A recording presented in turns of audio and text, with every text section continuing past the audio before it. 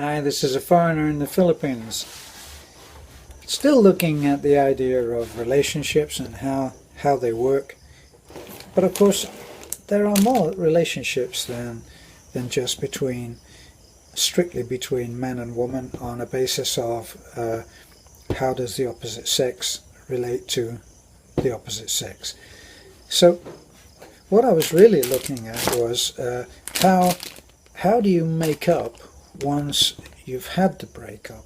What kind? First of all, if it's a total breakup where it's been coming for a long time, and you finally, both of you or one of you had the courage to say that's it, and the other had the courage to recognize what was being said was the truth. Then we're not talking about that one. We're talking about if you're both in a raging, happening many different ways. Let's take the example that I had where I loaned a book to a friend. This all happened many years ago, so it's not something that's going to be recognized and upset anybody. But what happened was I loaned a reference book, one book which I had read. It was mostly pictures of a particular thing that was done in wood, all about projects in wood, which I was very interested in. I found this beautiful book, and I was showing it to a friend, and he said, "I'd really like to borrow this." And I said, "Yeah, well, you can borrow it, yes." So I loaned it to him. Now, loaning books is never a great idea because they don't seem to get returned. So I tend to not loan books. But this was a fellow woodworker, and I thought, what the heck? And I loaned him the book. Well, time went by, I didn't get the book back. And then finally, I really needed the book to reference it. So I got in touch with him. Hi, do you think I could have my book back? Remember the one on doors?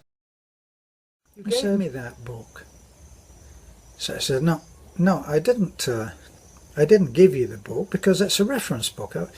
Why would I give you that book when I find myself referring to that book for many reasons? No, I didn't. Let me sort out that confusion. I didn't give you the book. So there was a long silence, and then he said, "Yes, you did. You gave me the book." I said, "Look, I know that you think I gave you the book. I'll accept that. But can you hear what I'm saying now? The actual situation is that I never intended to give you one of my reference books. So you have my book and you should return it." Still another silence, and then, "No, you gave me the book." So I tried my last ditch attempt. The man was a very staunch Christian, and so I brought out the big guns. I said, "Look, if I loaned that book to Jesus Christ,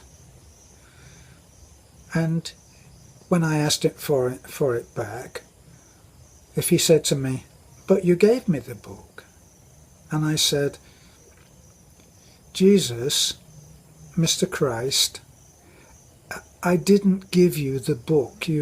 We have a misunderstanding here. The book is a reference book, and I would like it back. It's a valuable book to me. Jesus, would you give me the book back?'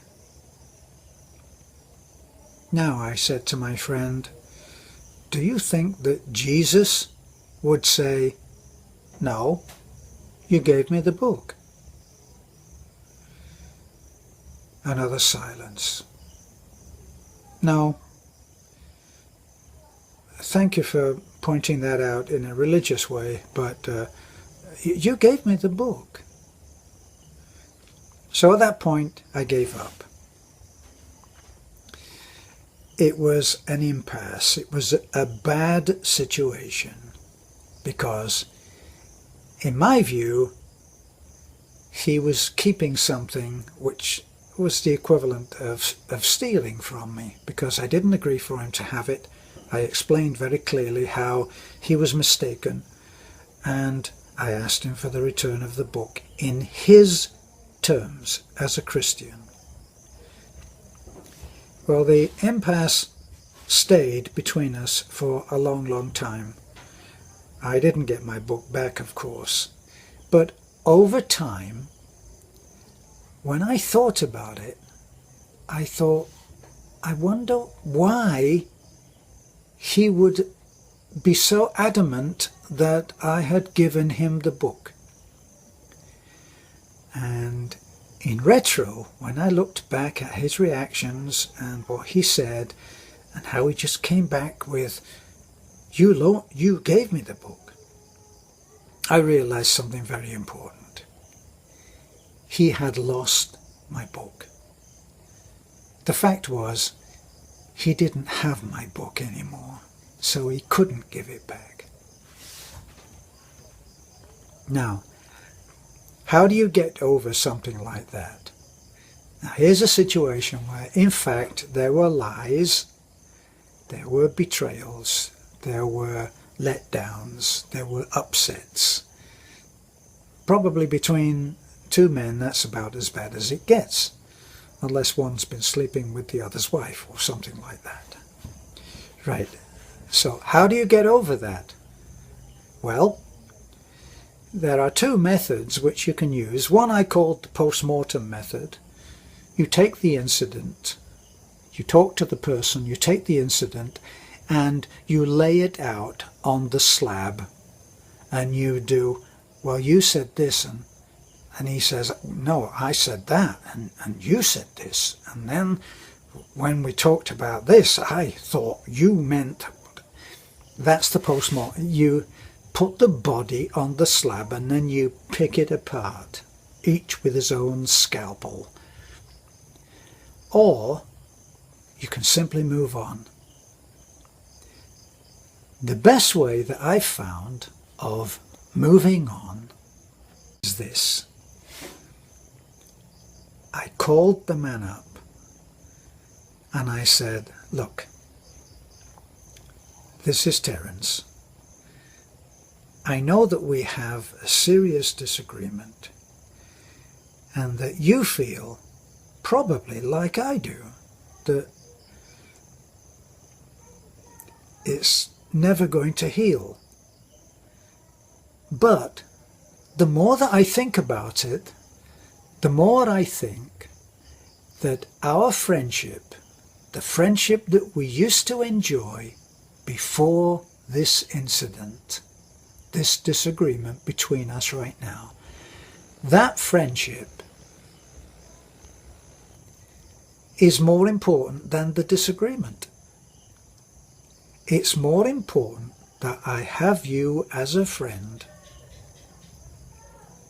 than not have you as a friend.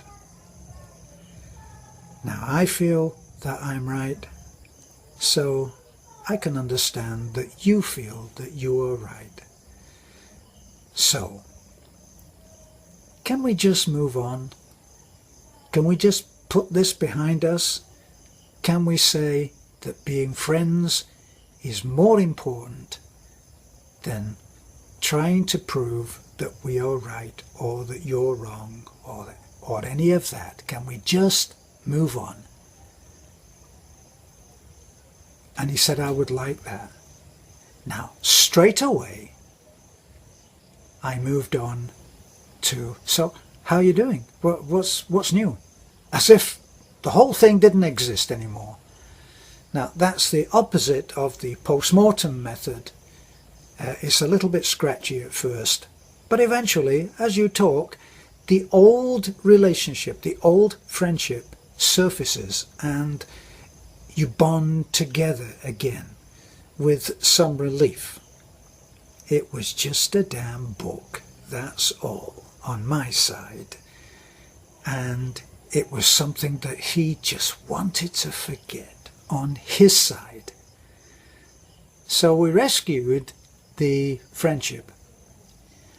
Not by making anybody wrong, not by making each other either wrong or right, but just by reinstating the old bond of friendship, which is stronger than any disagreement, if it was strong before.